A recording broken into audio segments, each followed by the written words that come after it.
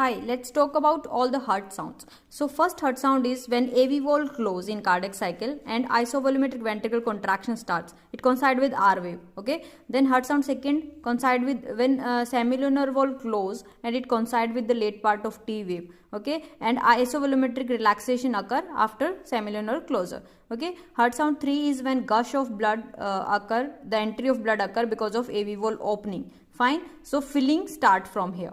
Okay, then the heart sound fourth is atrial systole. Because of atrial systole, the movement of blood into the ventricle. Okay, these are fourth heart sound. So S1 is basically AV valve closure, S2 because of semilunar valve closure, S3 because of AV valve open because of the blood gush of blood movement, and fourth is because of atrial systole.